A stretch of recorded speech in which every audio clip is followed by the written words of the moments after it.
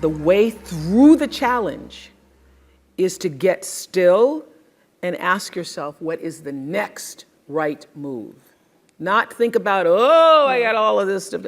What is the next right move? And then from that space, make the next right move and the next right move. And not to be overwhelmed by it, because you know your life is bigger than that one moment. You know you're not defined by what somebody says is a failure for you, because failure is just there to point you in a different direction. Nothing about my life is lucky. Nothing. A lot of grace, a lot of blessings, a lot of divine order, but I don't believe in luck. For me, luck is preparation meeting the moment of opportunity. There is no luck without you being prepared to handle that moment of opportunity. And so what I would say for myself is that because of my hand and a force greater than my own, I have been prepared in ways that I didn't even know I was being prepared for. And the truth is, for me and for every person, every single thing that has ever happened in your life is preparing you for the moment that is to come. You don't have to hold yourself hostage to who you used to be or anything you ever used to do, because who has lived and hasn't made mistakes? When I think about my 20s and what a foolish girl I was and how I would give over my power to men who really didn't mean me well, but now I hold no grudges against them either, because I realized I'm the one who gave over the power because I didn't know any better. And now that I know better, I know I don't have to do that again. It's one of the most powerful lessons any of us can ever know. I say to my girls all of the time that your real work is to figure out where your power base is and to work on the alignment of your personality, your gifts that you have to give, with the real reason why you're here. That's the number one thing you have to do, is to work on yourself and to fill yourself up and keep your cup full. Keep yourself full. Now, I used to be afraid of that. I used to be afraid, particularly from people who say, oh, she's so full of herself. She's so full of herself. And now I embrace it. I consider it a compliment that I am full of myself. Because you only when you're full, I'm overflowing, my cup runneth over. I have so much to offer and so much to give. And I am not afraid of honoring myself. You know, it's miraculous when you think about it. And I would say to my team, well, it doesn't matter, because every season somebody else was coming out.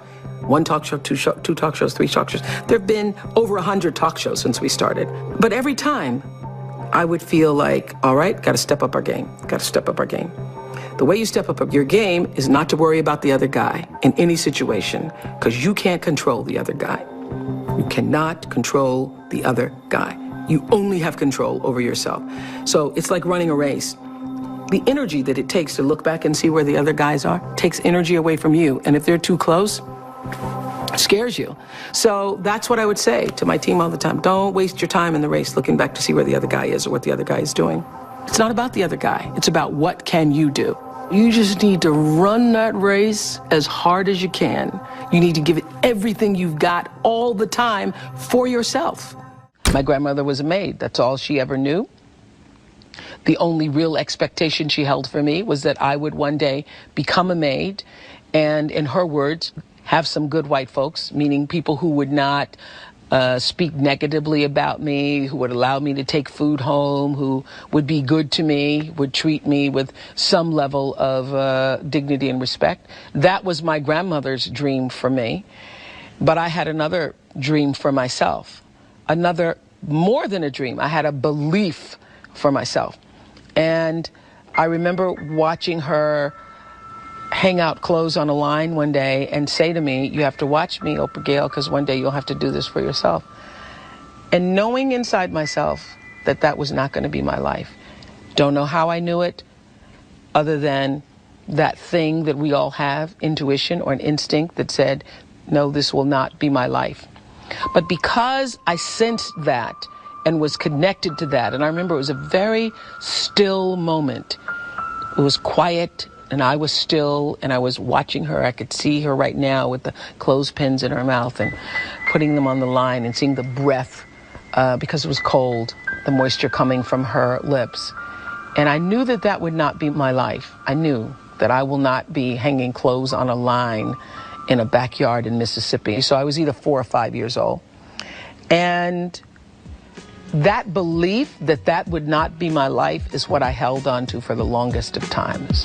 I just, no matter what, believed that there was something bigger, greater, more for me. I always understood that there really was no difference between me and the audience. At times I might have had better shoes, but at the core of what really matters, that we are the same. And you know how I know that? Because all of us are seeking the same thing.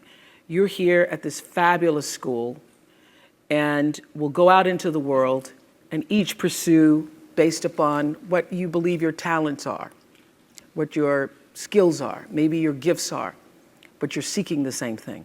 Everybody wants to fulfill the highest, truest expression of yourself as a human being. That's what you're looking for. The highest, truest expression of yourself as a human being. And because I understand that if you're working in a bakery and that's where you want to be, and that may be what you've always wanted to do, is to bake pies for people or bake cakes for people or to offer your gift, then that's for you. And there's no difference between you and me, except that's your platform. That's your show every day. So my understanding of that has allowed me to reach everyone. To reach everyone. And there's no way that you wouldn't, because that's what I truly feel. A lot of people don't know their purpose. And if you don't know your purpose, your immediate goal is to figure that out, because otherwise you're just wandering around here. So the moment you can figure out what it is you're supposed to be doing, the sooner you are able to get about the business of doing that. My life is fueled by my being, and the being fuels the doing. So I come from a centered place. I come from a focused place. I come from compassion. It's just my nature. I come from a willingness to understand and to be understood. Right. And I come from wanting to connect. I mean, the secret of that show for 25 years is that people could see themselves in me. All over the world, they could see themselves in me. And even as I became more and more financially successful, which was a big surprise to me, I was like, oh my God, this is so exciting. You mean you got more than that 30,000? I got more than 30,000 by the time I was 30. But what I realized is through the whole process, because I'm grounded in my own self, that although I could have more shoes, my feet stayed on the ground, although I was wearing better shoes. These are kind of cute today too. So I could keep my feet on the ground even though I could get more shoes. And I could understand that it really was because I was grounded. Was doing and continue to this day to do the consciousness work. I work at staying awake. Dear beautiful brown-skinned girl. And I use the word beautiful because I know that's never a word you would call yourself.